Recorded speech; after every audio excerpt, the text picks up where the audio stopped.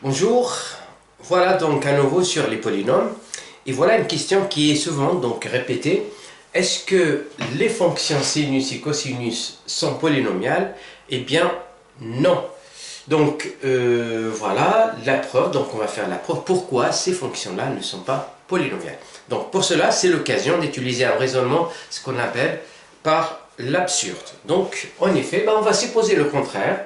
On va supposer effectivement que sinus, alors je vais commencer par sinus et ensuite par cosinus. Donc je vais supposer que sinus est une fonction polynomiale et je vais voir quand je peux obtenir une contradiction. On y va. Eh bien, voilà, on suppose alors qu'il existe un polynôme P, alors puisque là donc ça va être réel, donc P appartient à R de X, donc un polynôme tel que, bien sûr, f de X est égal à P de X. Hein? Et f de X ici, pardon, c'est sinus de X, qui est égal à P de X. Eh bien, on va voir, et donc, premièrement, le fait que sinus de X, on sait très bien, donc la fonction sinus de X, elle n'est pas constante, donc ce polynôme-là, il n'est pas constant. Donc le fait qu'il n'est pas constant, alors sinus est non constant, donc ça veut dire que P de X est constant, ça veut dire que le degré de P, puisque c'est un polynôme constant, égale à un certain n qui est supérieur ou égal à 1. Donc le degré minimal de ce polynôme-là est 1. Très bien. Alors, il y a une autre propriété aussi très importante des polynômes, c'est qu'un polynôme de degré n, le nombre de ses racines ne peut pas dépasser n. Donc le nombre de racines de P ici est inférieur, donc est inférieur ou égal à n. Donc le nombre de racines de ce polynôme-là ne dépasse pas n. Très bien. Et donc on va voir une contradiction par rapport à ça. Eh bien, alors qu'est-ce qui se passe ici? Alors je sais très bien que sinus, donc on sait que sinus, alors sin de 0 égale à 0. Hein? Et la même chose, donc c'est sinus de pi aussi qui fait 0. Et comme sinus est une fonction qui est périodique, de période pi, cela veut dire que là ça va faire sinus de kpi, et ça c'est quel que soit k appartenant à z. En quelque sorte, j'ai pas en fait, j'ai une infinité de 0. Donc là on va dire que sinus a une infinité de 0. Or, puisque sinus égale à P de X qui est de degré n, qui finit, eh bien le nombre de 0 ne doit pas dépasser n. Alors là, on a trouvé une infinité, donc c'est une contradiction. Et là, contradiction parce que, en fait, un polynôme de degré n qui est non constant ne peut pas dépasser n racines. Et là, on a trouvé une infinité. Donc voilà la contradiction, et voilà pourquoi le sinus ne peut pas être égal à P de X. Alors, pour la fonction cosinus, c'est la même chose.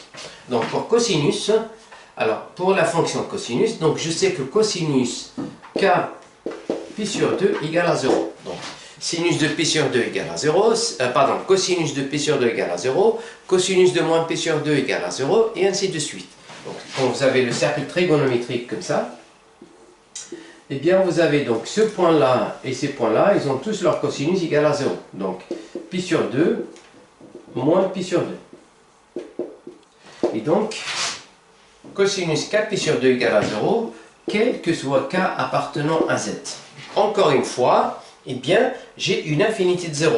Et donc, c'est pour ça, de la même façon, le cosinus ne peut pas être égal à sinus. Donc là, si je prends par exemple, là, on suppose qu'il existe tel que cosinus de x égale à p de x, eh bien, ça ne serait pas possible puisque le cosinus, il va y avoir une infinité de 0, tandis que p de x n'a qu'un nombre fini de 0. Voilà la contradiction. Donc c'est pour ça, le cosinus non plus ne peut pas être polynomial. Donc il y a ce raisonnement-là. Il y a un autre raisonnement que je vais vous donner donc en deuxième méthode, si vous voulez.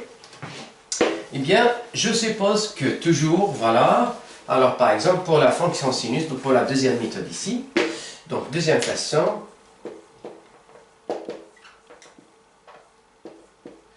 et donc je suppose que sinus de x égale à p de x, avec le degré de p égal à n, et le n est supérieur ou égal à 1.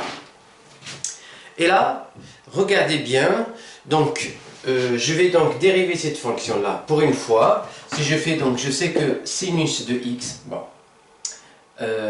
prime égale à cosinus de x, la première dérivée. Je dérive une deuxième fois, sinus de x carré, la dérivée de seconde de x, donc ça va faire la dérivée de cosinus, donc ça va faire moins sinus x. Je vais réitérer encore une deuxième fois, sinus de x, alors je vais mettre un petit 3 entre parenthèses pour dire c'est la dérivée troisième. Donc je vais dériver cette fonction-là qui va me faire la dérivée de sinus, c'est cosinus de x. Et je dérive une quatrième fois, sinus x exposant 4, qui va faire, donc le moins sinus avec le moins, ça va faire sinus de x.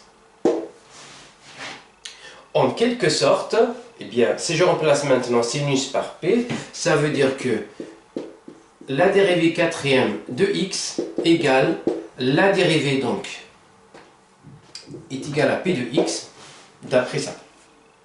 Or, cette égalité-là, on sait très bien que pour un polynôme différent, bien un polynôme non nul et qui est non constant, je sais très bien que le degré de p' est inférieur strict au degré de p. Et bien, ce qui veut dire ici, à partir de là, ben, je peux dire que le degré de P4, donc la dérivée quatrième, ça c'est inférieur ou égal au degré de P troisième, inférieur ou égal au degré de P seconde, inférieur ou égal à P' et inférieur strict au degré de P. Donc là, j'ai mis O égale parce que des fois, bon, si par exemple j'ai un polynôme de premier degré, quand je dérive, j'obtiens un polynôme constant, quand je dérive, je deviens 0. Et à chaque fois que je dérive par la suite, c'est 0 et le degré, c'est infini. Et donc, il y aura égalité. Donc, quelque part, il peut y avoir des égalités ici, donc c'est pour ça que j'ai mis large. Mais par contre, le fait de supposer que le degré de p égale à n supérieur strict à 1, eh bien forcément, j'ai cette égalité qui est stricte. Et donc, du coup, ici, ça veut dire que le degré de P exposant 4 est inférieur strict au degré de P, et bien je ne peux pas voir ça alors. Donc ça c'est impossible. Donc ça c'est impossible. Et donc du coup, encore une fois, eh bien le sinus, on ne peut pas l'écrire sous la forme de P de x, ou bien sous forme polynomiale. Et le même raisonnement pour cosinus ici. Donc si je suppose que ça va faire cosinus là, et bien, donc là, la dérivée de cosinus, donc je vais changer ici, au lieu d'avoir sinus, donc je vais avoir cosinus, et je vais avoir la même chose ici à la fin. Et donc, avec le même raisonnement, ça ne va pas être possible. Donc, encore une fois, avec le raisonnement de la dérivée, eh bien, les fonctions sinus et cosinus ne peuvent pas être polynomiales. Voilà donc pour certaines des questions qui m'arrivent souvent sur, sur les commentaires. Eh bien, donc, d'ici là, voilà, si vous n'avez pas de questions, donc je vous souhaite une agréable journée. Merci et à très bientôt.